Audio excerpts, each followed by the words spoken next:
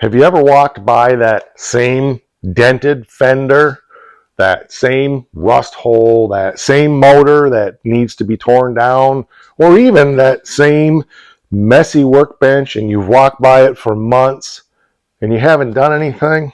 Let's face reality. Most of us aren't lazy. You are not lazy. You're just stuck. That's the subject of our Talk About It Tuesday today. This is not a show.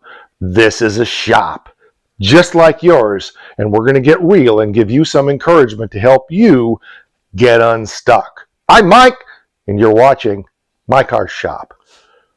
I've said it before, and it bears repeating. It's not the messy workbench or the rusty fender or the car or the motor or anything else that's the issue. That's not the issue most of the time. The issue for you, the issue for me is right here. What's going on in our head? And what's going on in our head causes us to feel stuck. And then when we feel stuck, that creates a whole snowball of thoughts. But what we haven't looked at is we feel stuck because we have thoughts. But where do those thoughts come from? Those thoughts come from feelings, and we're going to look at that a little bit. But today we're also going to look at our work style, which we've never addressed here on the channel before. I said work style, and that was incorrect. I should have said builder types. You are a type, one of many different types. And there's 4 types that we're going to look at today, and each of those things play out differently. And I want to assure you that this is going to wrap back up into something encouraging for you that's going to fall right back into what we always land at with our little bite approach to everything. The first type is the dreamer. It's the person who maybe has a project, maybe doesn't, usually does.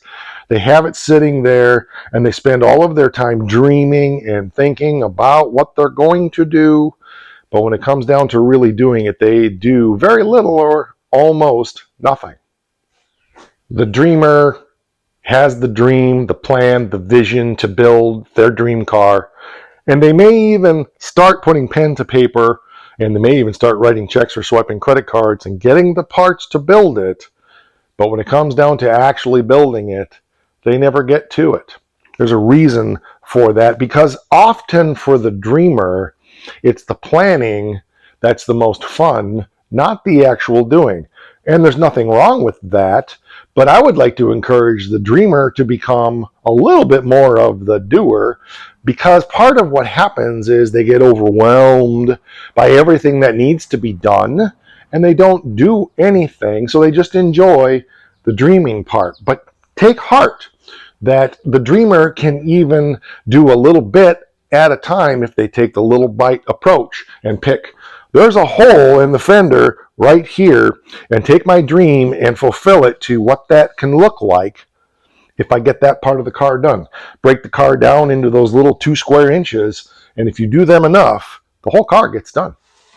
The encouragement for the dreamer is, yes, dream about the big project, but dream just as much about what this little 2 square inches is going to look like, and then the next little 2 square inches, and the next little 2 square inches. Okay, maybe I'm over exaggerating, but not much. The point is you can micro dream as well as macro dream, and your micro dreams pieced together can achieve your macro dream. The next is the moody wrencher. The moody wrencher is interesting. They love to turn the wrenches, but they don't always care about the big picture. They have what they love to do. A lot of times the wrencher is the guy who likes to tear stuff apart and maybe likes to put things back together again. But when it comes to welding a patch in a fender, they're not all that interested in that. So the wrencher will get certain aspects of the project done because that's what they like to do. In fact, they may build the motor for the car even though the car is nowhere near ready to have the motor. And then they'll decide that they maybe wanted to do something different in the motor, so they tear the motor apart and get rid of all that stuff and build the motor again. And they may do that 2 or 3 times. And again, there's nothing wrong with that, but understand that it can't always be the fun. And if you take and reward yourself with the fun stuff after you've done the stuff that isn't fun, the wrencher can actually accomplish more things, and it comes back again to that little bright philosophy. Then there's this one that I could really relate to and could easily become. Fortunately, I'm not that type, but I could easily become the collector. The collector is the one who gathers up all the cars, and they gather up all the parts, and they gather up all the tools, and they gather up all the equipment, and they may even get the shop done. But when it comes to actually working on the project, they never do it, because what they enjoy is the collecting part rather than the doing part. If you're a collector, own that about yourself. I really enjoy collecting. But what's the point of collecting if I'm not going to do anything with what I'm collecting? Now, if you decide that, you know what, Mike's right, that's all I want to do is collect stuff, I give up on the idea of working it. I've collected my shop, I've collected my tools, I've collected the projects, I've collected the parts, and I'm content with that, fine. You are going to be the guy that some people talk about when they stop and there's a car in the yard and they want to buy it and they hear well, I'm going to fix that up someday. Own it. Don't use that excuse. If you're the collector and you know you're never really going to do anything, just simply say, you know what? I just enjoy having it and I'm perfectly content with the way it is. I'm not interested in selling it. Or you could throw big stupid money on it that nobody would want to pay, and then they can talk about you for different reasons. I've done that. The last one on the list, and I have a bonus one that I just thought of I'm going to throw in here. The last one is the finisher. This guy isn't flashy. He's not showy. He's not in it for the glory. He's just out there grinding out the work every chance he gets. Maybe every day he's doing something. He just grinds. Every weekend he's grinding whenever he has time. And he accomplishes a lot. It may not be perfect work. It may not be up to concourse standards work. It may not be carriage belt work. That's kind of the person that I tend to be, is more of the finisher. But that doesn't make those of us that are finishers any better than any of the other four types that we talked about. I think there's a great danger in being a finisher and not understanding that not everybody's the same. Because finishers can tend to look down on the collectors and the dreamers and the, what was the other one? I gotta look at my list, the wrencher, because they never get anything done.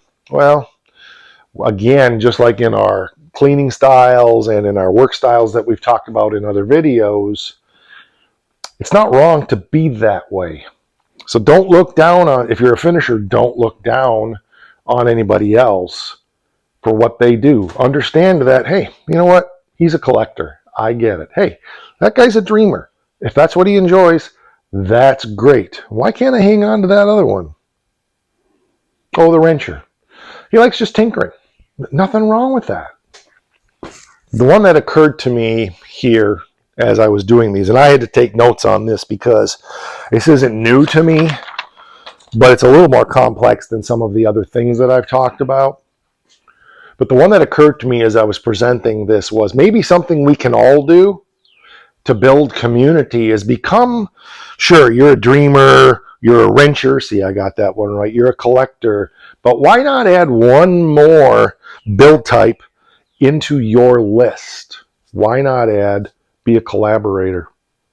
Imagine if those types got together and each did their part and each worked together with their strengths, offsetting somebody else's weaknesses and coming together to do builds and develop a team effort to approaching everybody's projects. Now, I know the danger in this. I've experienced this. I know others who've experienced it. I've got a guy who regularly buys parts from me who found himself giving his time and his energy and sometimes even his resources money-wise to helping everybody else get their projects done.